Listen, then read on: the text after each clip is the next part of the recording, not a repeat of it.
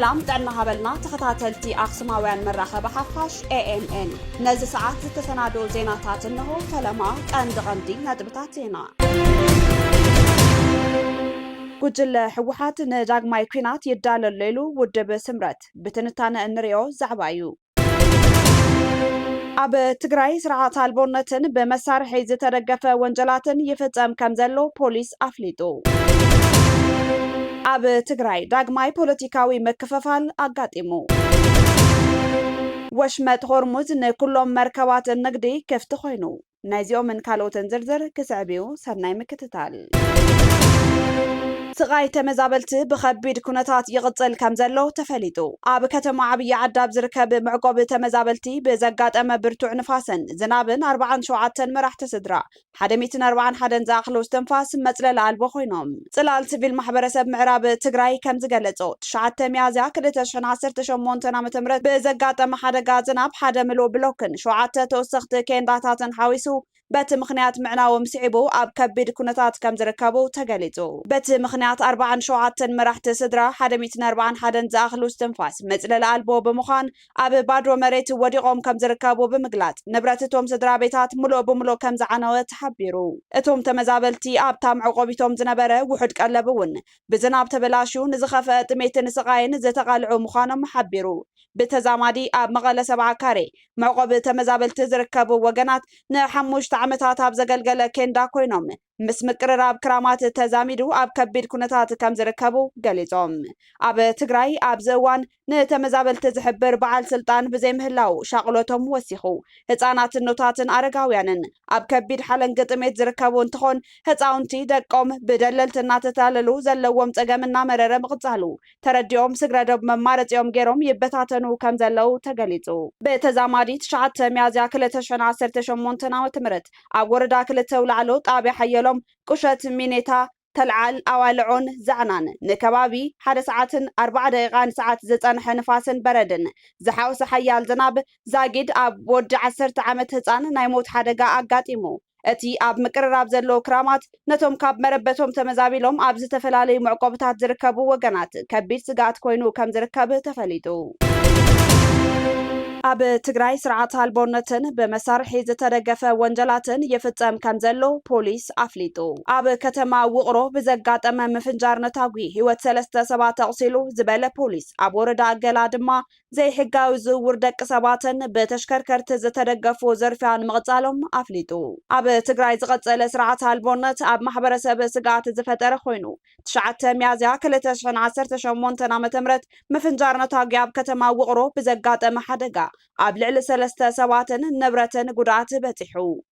حالف جبن متراي بوليس كتما وقرو وانا ساجن نجيسوم سلامن كم زقلتو اتحادقا زقاتما بسنكنا 500 شحبر زي مرد رايو زبالون تخون زي حقاو عدكي أب محبرسب زفترو زلو سقات كن أيقلتون بت زقاتما مفنجار أب 3 يوم تطرطرتن أب نايولكا تبدال نبرتن قليلن كبيرن قدرات زبصحو خوينوم أب ماخل سبيل محبرسب بمسار حيز ترقفو زفتامو قبنات أب تقراي لمود زقابرو دما سرعات البونت مسفانو زرقاقت حق ايو كوميشن بوليس تقراي زقالتو عالم لخاوي وانجل زي حقاو زور دك سب أب وردا قلا كلتا قبنياتات مركابو زن سعررت اقام سرعات البونت أب تقراي زرقيو أب تقراي داقماي بوليتيكاوي مكففال أقاتيمو أب تقراي عامتاو مدرخ مكففال بوليتيكينياتات متبعو غيرو زخيد زلو سحوت منقد قجل حوحات تشعات ميازيا كلتشعن 18 عام تمرتون وسانا نايطر 15 كلتشعن 17 عام تمرت لعل كورز دقامي مسل أب كتما أخصوم زتأكبو قدمتي ما خلاي كوميتي حوحات أب كلتشافات رقيزوم ጊዜያዊ መንግስት ንደግፍ አይፋል አይንደግፍን ዘብሉ መደረኸ ሐሳብ ንምኽንያት መከፈፋሎም መበገስ ኮይነሎ ከሳብ ዘጸብጻብ ዝተዳለወሉ ሰዓት 4 አባላት ማእከላይ ኮሚቴ ሕወሓት ካብቲ ውሳነ 39 በ4 ካብቲ ውሳነ አግሊሎም አለው እቲ መከፈፋል ኣብ መንጎ ጊዜያዊ መንግስትን ጉጅለ ሕወሓትን ኮይኑ ሕወሓት ነቲ ሃጋፍ መሊኣን ምጉሓፍን ነቲ ጊዜያዊ መንግስትን መፍራስን ኣብ ዝተፈላልዩ ከባብታት ትግራይ ኣብ ጎኒ ጊዜያዊ ምምሕዳር ተሰሊፎም ህዝባዊ አገልግሎት ንምስላጥ ተመዲቦም ዝነበሩ መሪሕነታት ካብ ሓላፍነቶም ናይ ምልዓል ስራሕ ይስራሕ ኣሎ ኣብ ክንዶም ድማ ሕወሓት ብዝደገፉ ሰባት ናይ ምትካእን ዳግመ ምውዳብን ስራሕቲ ይቕጽል ከም ዘሎ ተፈሊጡ እቲ ቀንዲ እዚ ጉዕዞ ሕወሓት ጊዜያዊ መንግስቲ ኣየድልን ቅድሚ 2013 ዓ.ም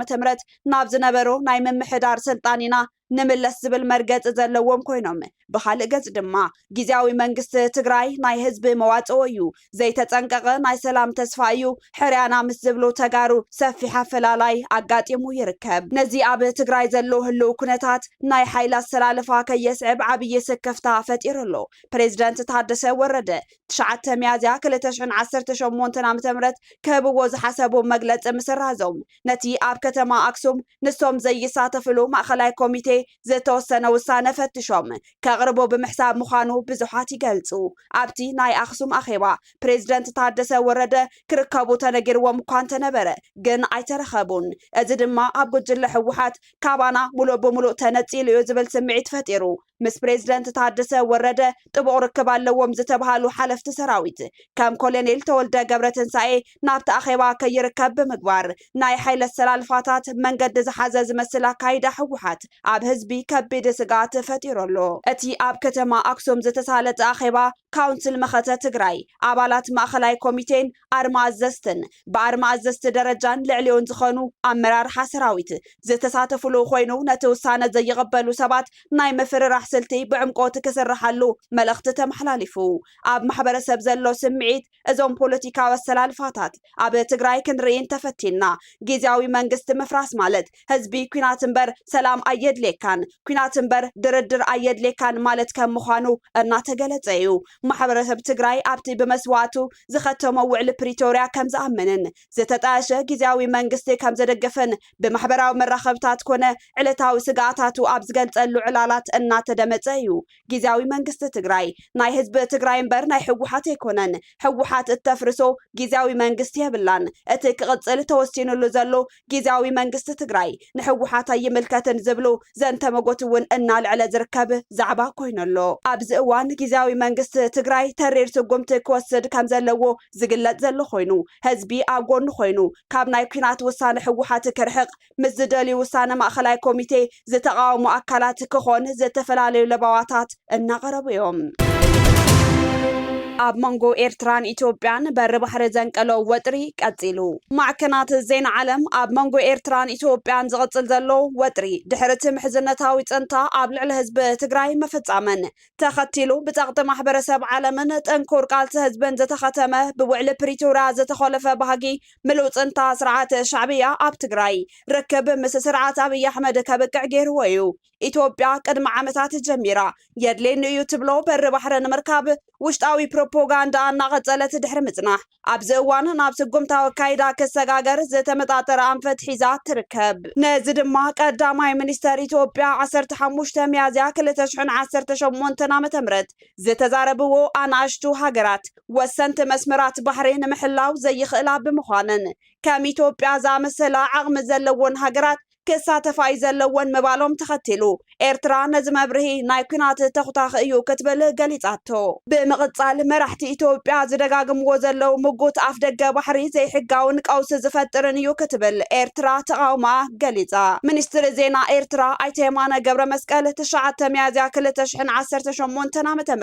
ድሕሪ ኣብ መጀመርያ ወርሒ ሚያዝያ 2018 ዓ.ም ብኢትዮጵያ ዝተገለጸ ዕላው ባህጊ ኣፍ ደገ ባሕሪ ኤርትራ ፖተምኪን ማለት መሕፈሪ ተግባር እዩ ክትብል ገሊጻቶ ኣይተ የማነ ገብረ መስቀል ብዛዕባ ቀይሕ ባሕሪ ኣብ ኢትዮጵያ ብተደጋጋሚ ክለዓሉ ዝኽኣለ ቀንዲ ምኽንያት እቲ ስርዓት ካብ ውሽጣዊ ጸገማቱ ንምህዳም ዘልዕሎ ዘሎ ኣጀንዳ እዩ ክብሉ መልሲ ሂቦም ኣይተ የማነ ቀጺሎም ከም በዓል ጀነራል ጻድቃን ዝበሉ ሓንጨ መንጪ ነቲ ተደጋጋምን ተኽታኹን ምጉት ሉዓላዊ ኣፍ ደገ ባሕሪ ትንፋስ ክዘርኣሉ ይፍትኑ ኣለዉ ሕዚ ግን ዝበለየ ኣተሓሳስባ እዩ ክብሉ ነቒፎም ወሽመጥ ሆርሙዝ ንኩሎም መርከባት ንግዲ ክፍቲ ኮይኑ ኣብ ሊባኖስ ዝተገበረ ስምምዕነት ምቁራጽ ተኹሲ ስዒቡ ወሽመጥ ሆርሙዝ ንኩለን ናይ ንግዲ መራኸቢ ክፉት ምዃኑ ሚኒስትር ጉዳያት ወጻኢ ኢራን ሰይድ ዓባስ ኣራግቺ ኣፍሊጦም ሚኒስትሪ ጉዳያት ወጻኢ ኢራን ከም ዘፍለጦ እቲ ስምምዕነት ምቁራጽ እናተተግበረ ኣብ ዝርከበሉ እዋን ዝኾነ ናይ ንግዲ መርከብ ብሰላም ብወሽመጥ ሆርሙዝ ክሓልፍ ይኽእል እዩ እቶም ሚኒስትሪ ጉዳያት ወጻኢ ኣብ ናይ ኤክስ ሚድኦም ከም ዝሓበርዎ ኣብ ሊባኖስ ንዝተገበረ ስምምዕነት ደው ምባል ተኹሲ ስዒቡ ብወሽመጥ ባሕሪ ሆርሙዝ ኣቢለን ናይ ንግዲ መራኸቢ ንክሓልፋ ሙሉእ ብሙሉእ ክፉት ተገይሩ ኢሎም ፕሬዚደንት ኣሜሪካ ዶናልድ ትራምፕ ኢራን መሕለፊ ወሽመጥ ሆርሙዝ ሙሉእ ብሙሉእ ንናይ ንግዲ መራኸቢ ክፉት ብምግባራን ንጉዕዞ ድልው ብምግባራን ኣመስጊኖም እዚ ስጉምቲ እዚ ኣብ ዓለም ለኻዊ ዕዳጋ ነዳዲ ልዑል ምንካይ ዘርአየ እንትኸውን ንንግድን ምርግጋእን እቲ ዞባ ዓብይ ጽልዋ ክህልዎ እዩ ተባሂሉ ይሕሰብ ኣብ መወዳእታ ድማ ብትንታነ ናብ ንሪኦ ዛዕባ ክነብለኩም ጉጅለ ሕወሓት ንዳግማይ ኩናት የዳለለሉ ውድብ ስምረት ጉጅለ ሕወሓት ለዋላዊ መሬት ይኹን ምምላስ ተመዛባላይ ኣጀንዳ ገይሩ ኣይፈልጥን ኢሎም ተጋዳላይ ብርሃነ ገብረየሱስ ተጋዳላይ ብርሃነ ጉጅለ ድሕረት ኢሎም ዝፅውዕዎ ሓይሊ ካብ ተሓታትነት ከመይ የምልጥ ጥራሕ እዩ ዘገድሶ ኢሎም ሓሳቦም ዝጀመሩ እንትኾን እዚ ጉጅለ ቀይዲ በተኽን በህዝቢ ትግራይን ዓለም ለኸ ሕብረተሰብን ዝተፈንፈነ ሕሱር ጉጅለ እዩ ብምባል ፖለቲካዊ ብቕዓት እቲ መሪሕነት ነቒፎም ጉጅለ ድሕረት ብሕጊ ዝተሰረዘት ሕወሓት ፖለቲካሊ ዝወደቐትን ዝተሰዓረትን ህዝባዊ ቅቡልነት ዝሰኣነት ርእዮተ ዓለማዊ ፖለቲካ ንጥረት ዘይብላ ደም መናእሰይ ሰትያ ዘይትፀግብ ህዝቢ እናጓነፁ ኣብ ስልጣን ክነብሩ ዝደልዩ ዘረፍቲ መራሕቲ ዝመርሕዋ ካብ ኩናት ወፃኢ ካሊእ መማረፂ ምሕሳብ ዘይኽእሉ ክብሪ ህዝቢ ዘይንታዮም ንስልጣን ክብሉ ምስ ጨፍጨፍቲ ህዝብና ዝኾኑ ሻዕብያን ፋኖን ብሽም ፅምዶ ተላፊኖም ዳግማይ ነጋሪት ኩናት ይጎስመለው ክብሉ ገሊፆም ነቲ ዝተሸፈነን ዝተፈንፈነን ጉጅለ ካብ ዝተቐበረሉ ጉድጓድ ንክወፅእን ርእሱ ንከቕንዕ እቲ ተጀሚሩ ዝነበረ ተስፋ ዝህብ ናይ ለውጢ ኣፋፍኖት ክዕፆ ዝገበረ ኢሎም ዝወቐሱ ድማ ንፕሬዚደንት ጊዜያዊ ምምሕዳር ጀነራል ታደሰ ወረደ እዮም እንተኾነ ግን እቲ ዝፈፀምዎ ጥፍኣት ተመሊሱ ንባዕሎም ክበልዖም ጫፍ በፂሑ ከም ዘሎ ብግልፂ ዝረአ ዘሎ ሓቂ እዩ በልሞ ብጀነራል ታደሰ ወረደ ዝምራሕ መንግስቲ ሕሉፍ ጌጋታቱ ብቁልጥፍ ኣሪሙ ኩሉ ትግራዋይ ኣብ ጎኑ ከሰልፍ ዘየዳግም ስጉምቲ ብምውሳድ መንግስትነት ትግራይ ክዕቅብን ካብ ግዳማውያን ሓይልታት ክከላኸልን ተፅቢት ይግበር ድማ ኢሎም ተጋዳላይ ብርሃነ ገብረየሱስ ፍንፉን ጉጅለ ድሕረት ኢሎም ዝጠቐስዎ ንባዕሉን መንበረ ስልጣኑን ልዕሊ ሃለዋት ህዝቢ ትግራይ ሰሪዑ ንዳግማይ ፅንተት ይዳለሎ ኣብ ዝሓለፈ ኩናት ህዝብና ክጭፍጨፍን ክፀንትን ዝገበረው ጥፍኣት ከይኣክል ብሳላ መስዋዕቲ መላመል መናእሰይ ትግራይ ዘተኸተመ ውዕሊ ፕሪቶርያ ክፈርስን ምስ ሻዕብያን ፋኖን ዝኣመሰሉ ጨፍጨፍቲ ተላፊኑ ዳግማይ ኩናት ክውላዕ ወሲኑ ክብሉ ድማ ኣብ ትግራይ ዝረአ ዘሎ ቅልውላው ኣነፂሮም ካብዚ እዋን ንድሓር በቲ ድሕር ጉጅለ እናተመርሐ ዘረጋገፅ ዓወት ኾነ ሰላም ኣይክህሉን ህዝቢ ትግራይ ምእንተዚ ድሕር ጉጅለ ዘሪፉ ዝኣከቡ ሃፍትን ምእንተ ስልጣኑን ክብል ተደጋጋሚ ዓቕሚ ትግራይን ሓድነትናን ዝበታትን ዘሎ ጉጅለ ናብ መሬት ትግራይ ዝፅዋዕ ዘሎ ኩናት ይኣክል ኢልካ ዝመፅእ ዘሎ መከራ ኣይንቐበልን ብምባል ተለዓል ክብሉ ህዝባዊ ፃውዒት ኣስሚዖም ህዝቢ ትግራይ ሰላም ብሕታዊ መማረፂ ብምዃኑ ሰላም ካብ ብምብራኽ ኩሎም ዘይተመለሱ ሕቶታት ብሰላማዊ መንገዲ ክፍትሑ ተቓለስ ድሕሪ ምባል ጊዜያዊ ምምሕዳር ትግራይ ዝስዕቡ ስጉምትታት ክወስድ ተላብዮም ሓደ ሰራዊት ካብ ጉጅለ ድሕረትን ዝኾነ ፖለቲካዊ ምንቅስቓስ ክርሕቕን ኣብ ናይ ባዕሉ ተልእኾ ከተኩርን ካብ ዝወፃኢ ንዝኸዱ ውልቃ ኣመራርሓን ሰራዊትን ፈሊኻ ናብ ህዝብን ክቃልዑን ተመጣጣኒ ስጉምቲ ምውሳድን ክልተ ሕዚ ዘሎ ብጉጅለ ድሕረት ዝተጎበጠ ካቢኔ በቲንካ ንኩሎም ተጋሩ ዘካተተ ሓቓፊ መንግስቲ ክምስረት ምግባር በዘጋጣሚ ካብ ተልእኾኦም ወፃኢ መፈፀምቲ ጉጅለ ድሕረት ዝኾኑ ኣባላት ካቢኔ ምእንተ ህላዊ ህዝቢ ኢልካ ክለዓሉ ምግባር ሰለስተ ቅድሚ ሕዚ ተጀሚሩ ብጉጅለ ድሕረት ኣነ ዘይባረክዎ ብዝብል ዝተኾለፈ ህዝቢ ናብ መረበቱ ናይ ምምላስ ምንቅስቓስ ክረምቲ ከይኣተወ ክጅመር ክግበር ኣርባዕተ በዚ ጉጅለ ዝተጀመረ ፅምዶ ጠጠው ንኽብል ብቕልጡፍ ብሚድያ ወፂኻ ምእዋጅ ኣብ ዝተሳትፎ ዘለዎም ሓሻኽር ጉጅለ ድሕረት ኣብ ትሕቲ ሕጊ ይውዓሉ ብስም ፅምዶ ዝዘረፍዎ ሃፍቲ እውን ብሕጊ ክሕተቱ ክግበር ሓሙሽተ ምስ ፌደራል መንግስቲ ዘሎ ርክብ ይጠናኸር ዘይተመለሱ ሕቶታት ክፍትሑ ብጥቡቕ ዲስፕሊን ስራሕ ምስራሕ ሽዱሽተ ኣብ ትግራይ ኩሉ ትግራዋይ ዘሳተፈ ዲሞክራሲያዊ መንግስቲ ብመረፃ ንኽምስረት ንመረፃ ምቹው ኩነታት ምፍጣር መንእሰይ ትግራይ ሰራዊት ትግራይ ብፍላይ በቲ ድሕር ጉጅለ ዝህቀን ዘሎ ኩናት ዓይናትካ ንክብሉ ኣባል ፈጻሚ ጉዳያትን ሓላፊ ሚድያን ኮሙኒኬሽንን ውድብ ስምረት ገሊፆም